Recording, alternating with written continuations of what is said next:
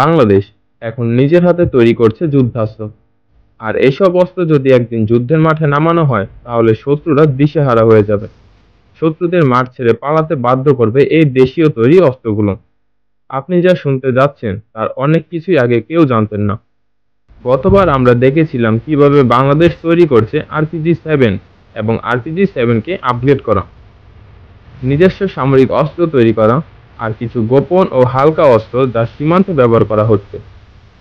কিন্তু এবার আমরা যা দেখব তা অনেক বেশি উন্নত এবং অনেক বেশি ভয়ঙ্কর। Number 1, multiple launch rocket system. দেশে এখন অ্যাসেম্বল হচ্ছে মাল্টিপল লঞ্চ রকেট সিস্টেম। এটার মাধ্যমে একবারে একাধিক রকেট ছোড়া যায় দূর থেকে, এবং যুদ্ধের মাঠে শত্রুর ঘাঁটিকে ধ্বংস করতে এই অস্ত্র ভয়ঙ্কর কার্যকর। Number 2, UAV armour drone.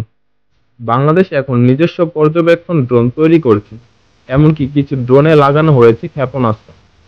এই অস্ত্র শত্রু কোনো কিছু বোঝার আগে আঘাত করতে সক্ষম। তাছাড়া এগুলোর বেশিরভাগ অংশ এখন দেশেই বানানো হচ্ছে। Number 3, digital fire control system.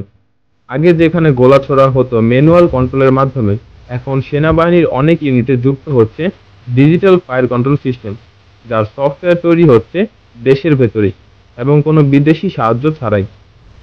এগুলো শুনে অনেকেই ভাবছেন বাংলাদেশ কি যুদ্ধ করতে চায়? না বন্ধু, যুদ্ধ নয়। বাংলাদেশ চাইছে আত্মরক্ষা এবং আত্মনির্ভরশীলতা।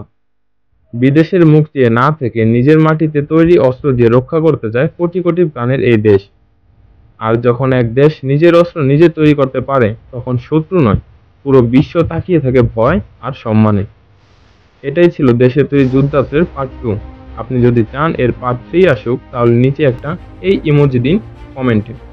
ধন্যবাদ।